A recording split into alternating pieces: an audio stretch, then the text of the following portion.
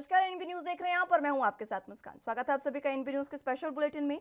बात आज एक बार फिर से मानसून की करेंगे, क्योंकि मानसून दिल्ली एनसीआर में जरूरी देरी के साथ पहुंचा है, लेकिन देरी के साथ पहुंचने के बाद भी अब मानसून ने रफ्तार पकड़ ली है और पिछले 2 दिन से मानसूनी बारिश लगातार जारी है। और इस बारिश के बाद लगातार मुंबई वासियों को गर्मी से राहत है। पिछले 3 दिनों से पूरी तरीके से मानसून सक्रिय है। मौसम विभाग के मुताबिक दिल्ली एनसीआर में अगले 2 दिन तक बारिश होने की उम्मीद है। महाराष्ट्र में रायगढ़ और पुणे समेत 5 जिलों के लिए बारिश का रेड अलर्ट भी जारी किया गया। मुंबई में येलो अलर्ट जारी और हाईटाइड की चेतावनी दी गई है। नवी मुंबई और ठाणे में बारिश का ऑरेंज अलर्ट जारी किया गया है। वहीं उत्तराखंड में नैनीताल और पिथौरागढ़ जिले के लिए बारिश की चेतावनी दी गई है। बिहार में भारी बारिश के कारण नदियों का जलस्तर बढ़ गया है। उत्तर प्रदेश के पश्चिमी को छोड़कर बाकी हिस्सों में बिहार, झारखंड, बंगाल में अगले 3 दिन तक अच्छी बारिश जारी रहेगी, ये मौसम विभाग ने चेतावनी दी है। वहीं दिल्ली, पंजाब, हरियाणा में आज गरज के साथ हल्की बारिश होगी और इन सभी स्थानों पर 23 से 24 जुलाई को मूसलाधार बारिश के आसार हैं। दरअसल 23 जुलाई के आसपास बंगाल की खाड़ी के उत्तरी भाग में निम्न दाब का क्षेत्र बन रहा है, जिसके प्रभाव से ओडिशा, झारखंड, पश्चिम बंगाल, छत्तीसगढ़ और मध्य प्रदेश में मूसलाधार बारिश के आसार हैं। इधर दिल्ली, उत्तर प्रदेश और अन्य हिस्सों में मानसून फिर से 23 से उग्र होगा और अभी दिल्ली में फिर से उमस बढ़ सकती है। मौसम विभाग की माने तो 22 से 24 जुलाई तक राजस्थान, पश्चिम मध्य प्रदेश में भारी बारिश के आसार हैं। तो जिस तरीके से मानसून इस बार देरी से शुरू हुआ, हालांकि देरी से शुरू होने के बाद मानसून ने एकदम से रफ्तार पकड़ी है और उसकी रफ्तार का ही ये कारण है कि पिछले 3 दिन से दिल्ली वासियों को पूरे तरीके से राहत मिली हुई है।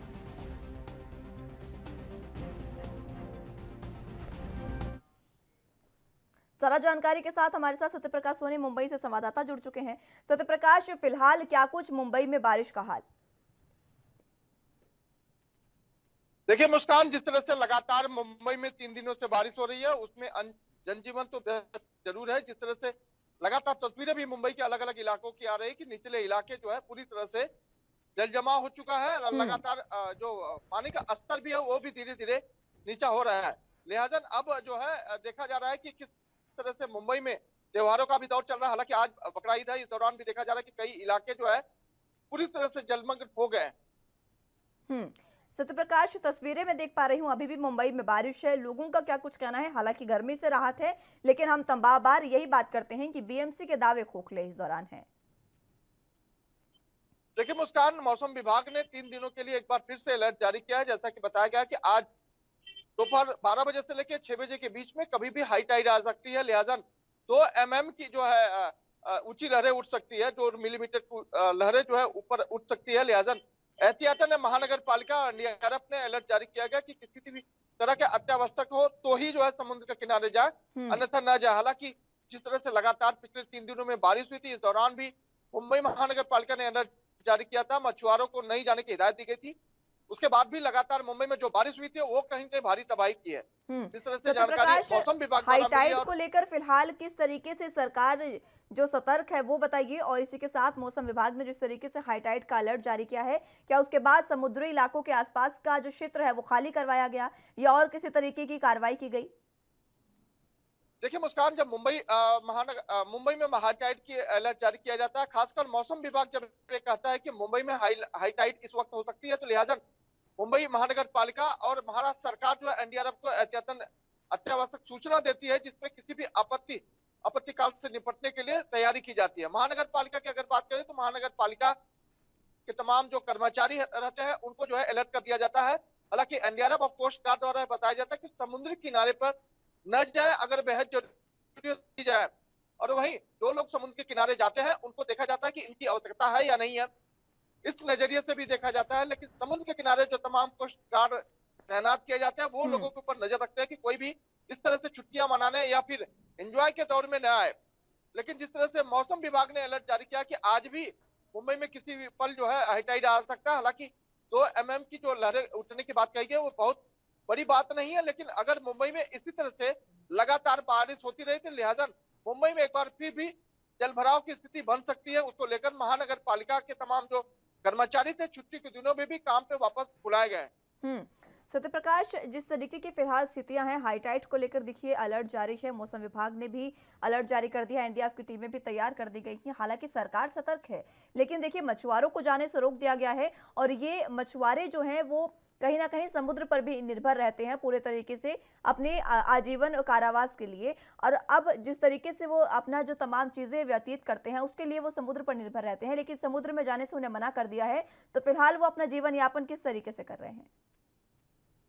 देखिए मुस्कान, मछुआरों का एक मात्र व्यवसाय रहता है मछली पकड़ना, उनको जो है एक्सपोर्ट इंपोर्ट करता था। जाहिर हम्म। तौर पर मुंबई महाराष्ट्र में एक बड़े तबके के जो मछुआरे रहते हैं, हालांकि समुद्र के किनारे जो तमाम मछुआरे रहते हैं उनका जीविकोपार्जन का साधन मात्र एक ही रह जाता है कि वो मछली पकड़ते और बेचते हैं। जिस तरह से मुंबई में तौकते तूफान आने के बाद लगातार एक के बाद एक महानगर पालिका द्वारा अलर्ट जारी किया गया। हालांकि महाराष्ट्र सरकार द्वारा भी कई बार अलर्ट जारी किया गया है कि किस तरह के स्थिति से निपटने के लिए कैसे मछुआरों को न जाने दिया जाए। लेकिन पिछले 10 दिनों से देखा जा रहा है तो मछुआरे जो समुद्र में मछलियां पकड़ नहीं पा रहे हैं, लिहाजा एनडीआरएफ और कोस्ट गार्ड की जो तैनाती की गई है उनमें विशेष नजर रखी जा रही है। लेकिन जिससे जीविकोपार्जन का जो उनका साधन है वो कहीं न कहीं प्रभावित हो रहा है। हालांकि 2 साल से लगातार लॉकडाउन लगा हुआ है, समुद्र के किनारे ऐसे भी लोगों को जाने नहीं दिया जाता था। लेकिन अब जो है उनके लिए एक बड़ा संकट गहराता जा रहा है कि किस तरह से उनके जीवन यापन के लिए तमाम जो सुविधाएं हैं वो सरकार कहीं कहीं मुहैया करवाए। ठीक है सत्यप्रकाश, देखिए दो तस्वीरें हमारे सामने आती है मुंबई से जब भी बारिश आती है। एक तो गर्मी से राहत लोगों को मिलती है और दूसरा बीएमसी के दावे जो वो करती है उनकी सच्चाई सामने आती है। और जनता इस पर क्या सोचती है ये भी जानना चाहेंगे। आपके आसपास कुछ लोग मौजूद हैं, कोशिश करिएगा उनसे बात करने की, किस तरीके से वो अब जो आसपास के जो फिलहाल की स्थितियां बनी हुई है, लगातार जो मुंबई है वो पूरे तरीके से पानी पानी हो गई है, हर साल की स्थिति रहती है, और इस पर भी जनता क्या कुछ कह रही है ये भी बताएं। देखिए मुस्कान, पिछले 3 दिनों में जिस तरह से लगातार बारिश हुई है तमाम तस्वीरें भी आपको देखने को मिली होंगी। आपने देखा होगा कि मुंबई महानगर पालिका के अलावा ठाणे महानगर पालिका में जिस तरह से लगातार जलभराव हुआ था, बीएमसी द्वारा कई ढक्कन खोले गए थे जिसमें 2 बच्चों की मौत भी हो गई। हालांकि एक बच्चे की अब तक शिनाख्त भी नहीं हो पाई, उनकी लाश भी नहीं मिली है। लिहाजा इतनी बड़ी लापरवाही के अलावा मुंबई में करीब 14 ऐसी बड़ी घटनाएं हुई जिनमें करीब 26 लोगों की मौत भी हुई है। महज 3 दिनों में 26 लोगों की मौत होना, वो भी इस तरह के अपघात में, तो जाहिर तौर पर कहीं न कहीं इसकी जिम्मेदार जो है महानगर पालिका है। महानगर पालिका को लोग दोषी भी मानते हैं, लेकिन जिस तरह से लगातार सरकार द्वारा ये मांग की जा रही थी महानगर पालिका के ऊपर इस तरह के जो कृत्य है उनके ऊपर कार्रवाई की जाए, लेकिन इस तरह का अभी तक कोई वक्तव्य महाराष्ट्र सरकार से नहीं आया। लिहाजा जांच के बाद कहकर उनको टाल दिया जाता है। हालांकि लोगों में आक्रोश भी है इसको लेकर कि महानगर पालिका की लापरवाही आए दिन देखने को मिलता है, खासकर जब मौसम के दौरान बारिश होती है, बरसात होती है, इस दौरान तमाम इलाकों में पानी भरते हैं। सबसे अहम बात मुस्कान की मुंबई के कुरान विलेज सहित तमाम जो निचले इलाके थे वहां भी जल भरा हुआ था, लोगों के घर में 8 से 10 फीट पानी भरा था। लेकिन अब तक महानगर पालिका द्वारा न कोई पंचनामा किया गया, न कोई देखरेख की गई है। लिहाजा लोगों का यह भी कहना है कि आने वाले समय में अगर बारिश बंद होती तो महानगर पालिका का घेराव करेंगे और उनसे मांग करेंगे कि जो उनका नुकसान हो उसकी भरपाई महानगर पालिका करे। ठीक है सत्यप्रकाश, बहुत शुक्रिया हमारे साथ जुड़ने के लिए और तमाम जानकारी के लिए। लेकिन जिस तरीके की स्थितियां फिलहाल मुंबई में देखने को मिल रही है उसको लेकर सीधे सीधे बीएमसी पर सवाल उठना लाजमी है और बीएमसी पर सवाल उठ भी रहे हैं। लगातार जो लोग हैं वहां पर मौजूद हैं वो लोग काफ़ी परेशान हो गए हैं और उनका कहना है कि बीएमसी के जो तमाम दावे हैं वो हर बार इसी तरीके से खोखले साबित होते हैं। फिलहाल तस्वीरें भी आपको दिखा रहे हैं और अब उत्तराखंड में भी बारिश के आसार बता दिए हैं। पहाड़ी क्षेत्रों में भी जो भी तमाम नदियां हैं वो उफान पर बताई जा रही हैं, चाहे वो अलकनंदा नदी हो, चाहे मंदाकिनी हो या यमुनोत्री, गंगोत्री, तमाम जो भी नदियां वहां से बहती हैं उत्तराखंड में वो तमाम नदियां उफान पर बह रही हैं। और इसी को लेकर वहां पर भी अलर्ट जारी कर दिया गया है और तमाम इलाकों में अलर्ट जारी किया गया है। मुंबई में भी येलो अलर्ट और हाई टाइड की चेतावनी दी गई है। बात दिल्ली की करें तो दिल्ली में भी रेड अलर्ट जारी किया गया है और तमाम दिल्ली एनसीआर में पूरे में ही बारिश होने की उम्मीद है। और फिलहाल लोगों को गर्मी से राहत है, लेकिन उसी के साथ ये जो राहत वाली बारिश है वो आफत बनकर हर बार बरसती है। हर बार की स्थितियां इसी तरीके की होती हैं। वो तस्वीरें भी आप अपने टीवी स्क्रीन पर देख रहे हैं। जल जमाव की जो स्थिति होती है उससे लोग काफ़ी परेशान नजर आते हैं, आने जाने में लोगों को दिक्कत होती है। और अब उत्तराखंड में नैनीताल और पिथौरागढ़ जिले के लिए भारी बारिश की चेतावनी जारी की गई है। मौसम विभाग ने ये चेतावनी जारी की है और बिहार में भी भारी बारिश के कारण नदियों का जलस्तर बढ़ गया है। उत्तर प्रदेश के पश्चिमी को छोड़कर बाकी हिस्सों में, बिहार, झारखंड, बंगाल में अगले 3 दिन अच्छी बारिश होने के आसार भी जताए जा रहे हैं और इन सभी स्थानों पर 23 और 24 जुलाई को मूसलाधार बारिश के भी आसार हैं। दरअसल 23 जुलाई के आसपास बंगाल की खाड़ी के उत्तरी भाग में निम्न दाब का क्षेत्र बन रहा है, जिसके प्रभाव से ओडिशा, झारखंड, पश्चिम बंगाल, छत्तीसगढ़ और मध्य प्रदेश में मूसलाधार बारिश होने की संभावना जताई जा रही है। यानी कि सीधे तौर पर बारिश जो है वो लगातार जारी है। मानसून की शुरुआत इस बार बहुत धीमी गति से हुई थी। लगातार कयास लगाए जा रहे थे कि इस बार मानसून इतना सक्रिय नहीं होगा, लेकिन धीमी रफ्तार से शुरू होने के बाद एक बार फिर से मानसून ने रफ्तार पकड़ ली है और रफ्तार पकड़ने के बाद लोगों को गर्मी से लगातार राहत मिलती नजर आ रही है और यह राहत हालांकि आफत भी बनती नजर आ रही है।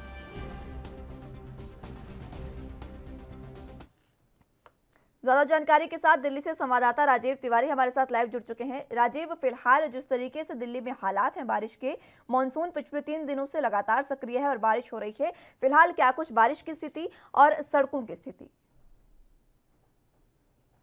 जो स्थिति है वो कहीं ना कहीं चौंकाने वाली है। जैसे मौसम विभाग की तरफ से कहा गया है कि लगातार 3 दिन से 4 दिन के लिए बारिश हो सकती है और लगातार भारी बारिश हो सकती है। मतलब जो भारी बारिश से कहीं ना कहीं जल भराव को जो संकट बन रहा है उससे कहीं ना कहीं जनता परेशान होती नजर आ रही है और लगातार स्थिति देखने को मिल रही है कि सरकारें जो है, जब वो सिविल सेंटर हो या सिविल लाइन हो या एमसीडी हो या फिर पीडी हो, जिसी सरकार हो, तक लगातार जो कहीं ना कहीं जो बड़े बड़े वादे किए जाते हैं वो धरातल पर जीरो होते नजर आ रहे हैं और ये वही चीज स्थिति जनता को परेशान करती हुई नजर आ रही है। जी बिल्कुल, और ये स्थितियां जनता को इस बार ही नहीं हर बार परेशान करती नजर आती हैं। राजीव, हमने तमाम बार बात की है इसको लेकर।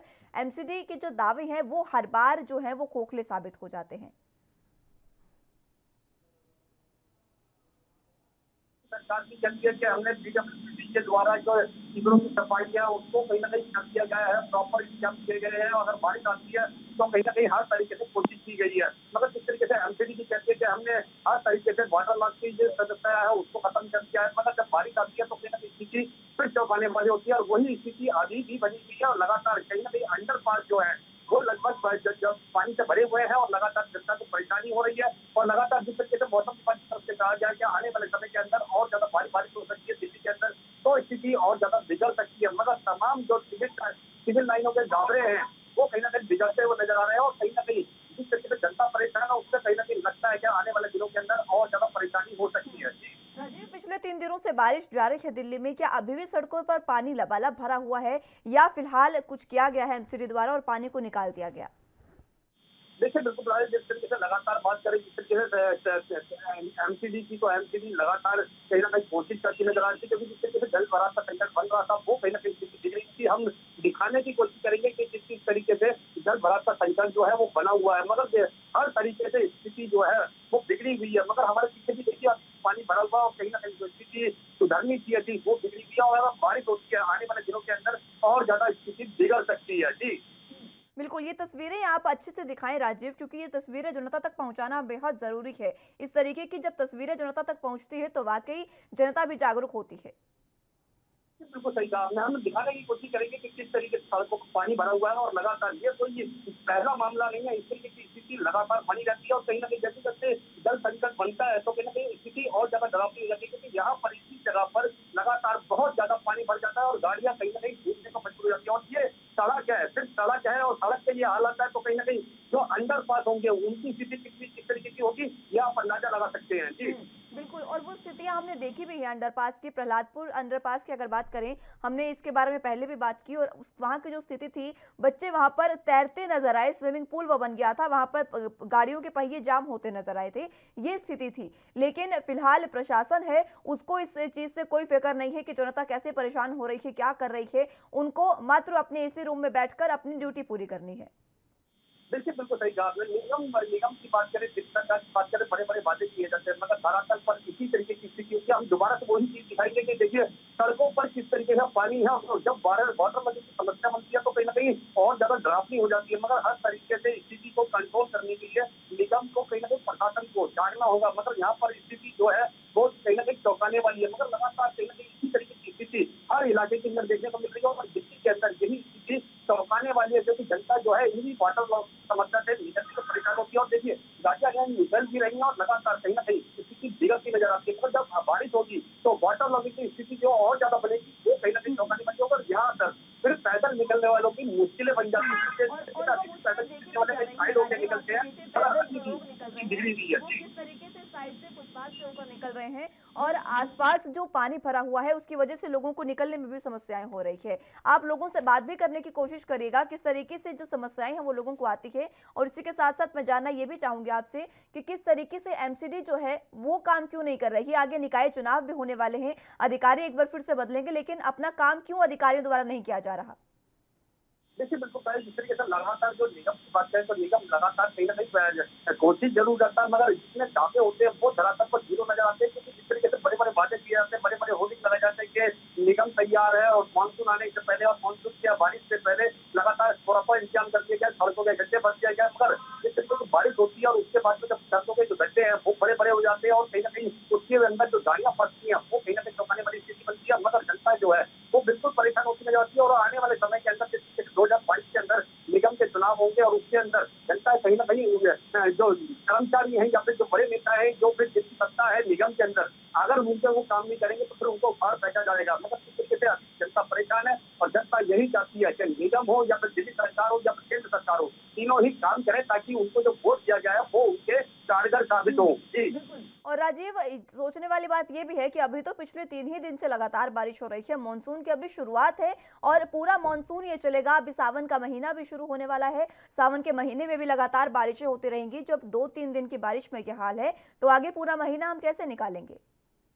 देखिए बिल्कुल सही कहा आपने। बात करें यहाँ पे जुलाई की, तो जुलाई का महीना लगभग खत्म होने वाला है, अगस्त का महीना शुरू हो जाएगा और उसके साथ साथ सावन भी लग जाएगा और कहीं ना कहीं स्थिति फिर ज्यादा बिगड़ सकती है। क्योंकि जिस तरीके से मौसम विभाग की तरफ से कहा गया सावन तक लगातार बारिश होगी और कहीं ना कहीं स्थिति फिर बिगड़ सकती है, मगर जिस तरीके से सरकारें वादे वादे करती हैं वो धरातल पर कहते हैं बेकार होते नजर आते हैं और कहीं ना कहीं जनता जो है वो इसी तरीके से जूझती नजर आती है, पानी की समस्या से जूझती नजर आती है। कहीं ना कहीं उनको इसी तरीके से निकलना पड़ता है भरे हुए पानी के अंदर से, मगर इसी की कहीं ना कहीं सरकारों के ऊपर यही दचाती है। जो सरकारें हैं बड़े वादे जरूर करती है, मगर धरातल पर काम कोई नहीं करता है। जी बिल्कुल, और ये काम करना ज़रूरी बेहद है, क्योंकि राजीव देखिए, जनता जो है जब वो चुनकर किसी अधिकारी को बिठाती है उसके बाद भी वो अधिकारी काम नहीं करते, क्योंकि तो ये जनता ही खुद को जिम्मेदार समझती है। और वाकई हम खुद ही इसके जिम्मेदार भी कहीं ना कहीं कह सकते हैं। हम खुद ही अभी जो समीकरण हम देखते हैं, कभी जातिगत के आधार पर हम वोट करते हैं, कभी किसी चीज़ के आधार पर, काम के आधार पर हमने आज तक वोट किया ही नहीं। देखिए बिल्कुल सही कहा आपने। यहाँ पर बात करें जनता की, तो जनता की कहीं ना कहीं लापरवाही जरूर देखने को मिलती है, क्योंकि कई बार तो ये देखने को मिलता है जांच के आधार पर या फिर कहें धर्म के आधार पर हम लोग वोट कर देते हैं, मगर ये नहीं देखते सामने वाला व्यक्ति जो है जिसको हम वोट कर रहे हैं वो किस तरीके का काम करेगा। मगर जब वोट मिल जाता है यानी कि सीट मिल जाती है, सीट मिलने के बाद में जो स्थिति होती है वो वैसी की वैसी होती है। लगातार जो जनता जो है वो इसी तरीके से परेशान होती नजर आती है, मगर आने वाले चुनाव के अंदर किस तरीके से जनता किस चीज को मद्देनजर रखते हुए वोट करेगी ये जरूर देखना होगा। चुनावों में जनता किस तरीके से वोट देती है और जो ये अधिकारी है ये किस तरीके से सबक लेते हैं। बहरहाल बहुत शुक्रिया राजीव हमारे साथ जुड़ने के लिए और तमाम जानकारी के लिए। फिलहाल वक्त एक छोटे से ब्रेक का है, फौरन हाजिर होंगे।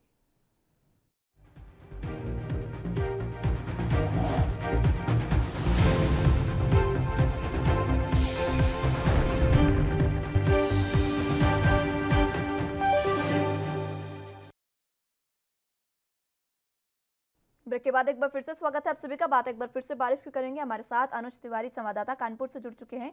अनुज, कानपुर में फिलहाल क्या कुछ बारिश की स्थिति है?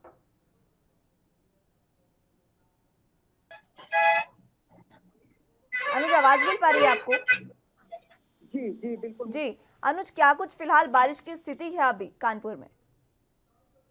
जी मुस्कान, जैसा आपको बता दूं कि बारिश के लिए जो मौसम विभाग ने अनुमान लगाया था और जो अलर्ट जारी किए थे उसको देखते हुए लगातार कानपुर में बारिश जारी है।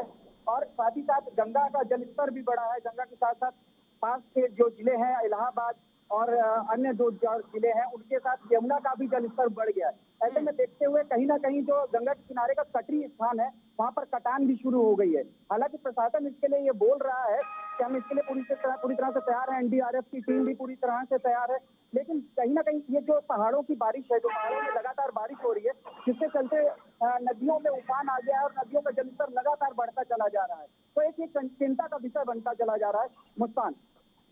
और ये चिंता का विषय है भी देखिए अनुज, क्योंकि लगातार अगर इस तरीके से कटान होता रहा तो जब गंगा का जलस्तर भी बढ़ा है तो हमने देखा तमाम बार बाढ़ जैसी स्थितियां उत्पन्न होती है इसी बारिश में। और मानसून अभी सक्रिय हुआ है, आगे सावन का पूरा महीना बाकी है और अभी पूरा मानसून बाकी है। उस स्थिति से हम कैसे बचेंगे, उसके लिए प्रशासन क्या कर रहा है?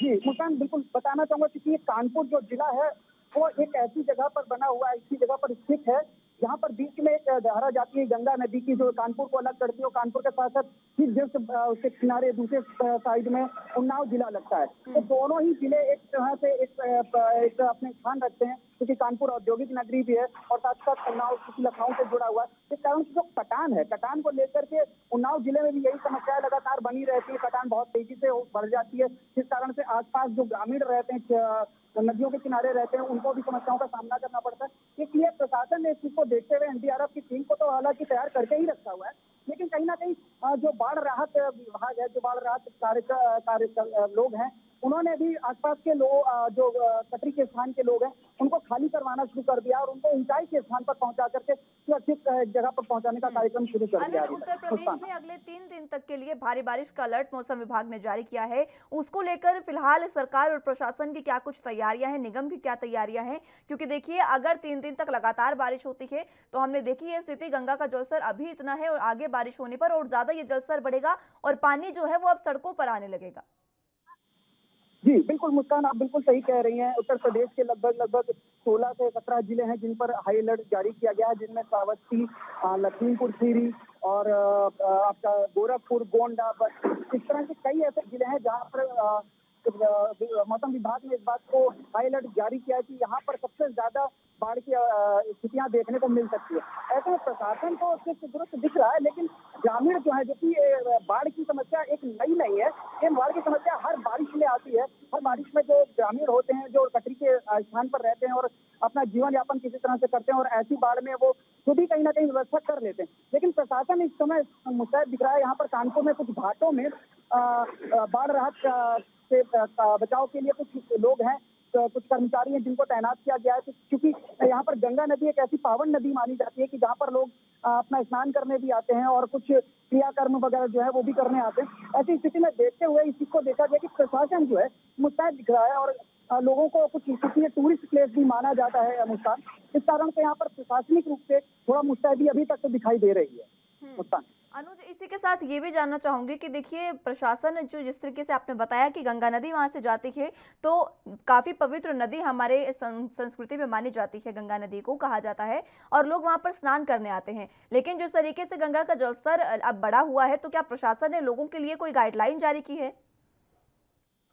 जी मुस्कान, बिल्कुल प्रशासन ने एक गाइडलाइन अभी तो जारी नहीं करी है, लेकिन हाल फिलहाल की जैसे कानपुर की स्थिति की अगर हम बात करें तो यहाँ पर रुक रुक करके बारिश हो रही है, और क्योंकि गंगा नदी कानपुर में पीछे से आती है और वहाँ पर पीछे का स्तर बढ़ गया है, और गंगा नदी के लिए कानपुर में एक डैम भी बनाया गया जिसको गंगा बैराज डैम कहा जाता है। उस डैम को जब भी कैसे ऐसी परिस्थितियां आती हैं तो उस डैम को कंट्रोल करने के लिए, ताकि कानपुर के अंदर बाढ़ की स्थिति ज्यादा भयानक ना हो सके, ज्यादा भयावह ना हो सके, इस कारण से प्रशासन सबसे पहले अपना जो ध्यान रखता है वो गंगा बैराज के ऊपर रखता है। अगर उसके बाद भी जो घाटों में पानी आ जाता है, घाटों में पानी आने के बाद लोग जो स्नान कर रहे होते हैं, उनके बचाव के लिए उनको वो डूब ना पाए और सही तरीके से वो अपने स्नान करें और पवित्र नदी के साथ जो भी धर्म की चीजें से जुड़ी हुई हैं वो सारे कार्यक्रम करें। उसके लिए प्रशासन ने यहाँ पर एनडीआरएफ की टीम के साथ साथ कुछ बाढ़ राहत से बचाव कार्यक्रम के लोगों को भी तैनात कर रखा है अभी तक। बिल्कुल। और देखिए अनुज, जिस तरीके की स्थितियां बनती जाती हैं, हर साल की स्थिति होती है बाढ़ जैसी स्थिति,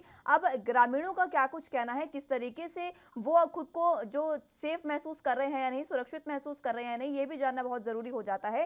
क्योंकि देखिए, जब ग्रामीण ही सुरक्षित नहीं होंगे तो आखिर सरकार क्या करेगी उसमें?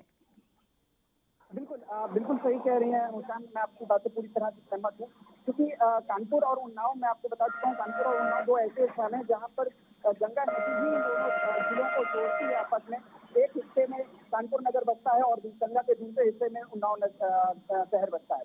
ऐसे में जो कटरी का स्थान होता है, यहाँ पर कई ऐसे मौसमी फलों का भी लोग खेती करते हैं, जैसे खरबूजा वगैरह हुआ, इस तरह की खेती करके वो अपना जीवन यापन करते हैं और इस कारण से वो इसी स्थान पर बस भी जाते हैं। लेकिन बाढ़ के आने के चलते जब वो स्थान पे कटान शुरू हो जाती है तो उनके रहने के साथ साथ उनके खाने पीने का और जीवन यापन की भी समस्या एक बहुत बड़ी गंभीर समस्या बनती है। ऐसे में प्रशासन ने तो लोगों को सचेत किया ही किया है, लेकिन लोग भी अपने तरह से इसके लिए पहले से ही प्रिपेयर दिख रहे हैं, क्योंकि पिछली बार भी ये देखा गया था कि कटान की वजह से यहाँ से लोगों का पलायन करना शुरू हो गया था। लेकिन कुछ लोग ऐसे हैं जिनके पास अभी स्थान नहीं, उसके लिए हाल ही फिलहाल प्रशासन ने भी ये कहा है कि हम जल्दी इस पर कोई ना कोई विचार करते हैं और एक नई गाइडलाइन जारी करते हैं। बिल्कुल। मुस्कान। और क्योंकि देखिए अनुज, अब गंगा का जलस्तर बढ़ गया है तो प्रशासन को हालांकि इसमें देर नहीं करनी चाहिए और अभी तक गाइडलाइन जारी कर देनी चाहिए थी, क्योंकि हम देखते हैं कि जब गंगा किनारे इतने घर बसे होते हैं, इतने लोग बसे होते हैं, इतना बड़ा वो क्षेत्र होता है, हर बार की स्थिति होती है जब लोगों के घर डूब जाते हैं और बहुत से लोग बेघर हो जाते हैं। प्रशासन को गाइडलाइन जारी करके पहले से ही ये सारी चीजें संभालनी चाहिए और वहां से लोगों को हटाना चाहिए और उन्हें कहीं सुरक्षित स्थान पर पहुंचाना चाहिए। बिल्कुल मुस्कान, मैं आपसे पूरी तरह से सहमत हूँ। फिलहाल तो प्रशासन अभी कोई नई गाइडलाइन जारी नहीं किया। पुरानी गाइडलाइन के अनुसार यही है कि जो भी कटरी के स्थान है वहाँ पर लोगों को, नए लोगों को नहीं बसने दिया जाएगा। जो पुराने लोग बसे भी हैं तो उनको यहाँ से हटा करके किसी सुरक्षित स्थान पर पहुँचाया जाए। मुस्कान। ठीक है अनुज, बहुत शुक्रिया हमारे साथ जुड़ने के लिए और तमाम जानकारी के लिए। लेकिन फिलहाल जिस तरीके की स्थिति है उसको देखते हुए प्रशासन अभी तक प्रशासन को गाइडलाइन जारी कर देनी चाहिए थी।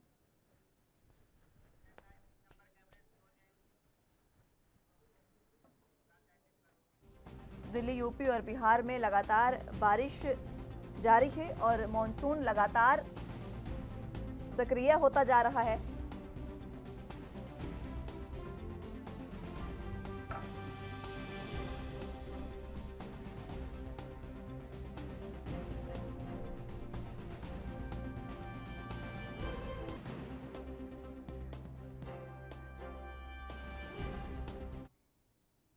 तो फिलहाल के लिए मेरे साथ इस बुलेटिन में बस इतना ही। आप जुड़े रहिए एनबी न्यूज के साथ। नमस्कार।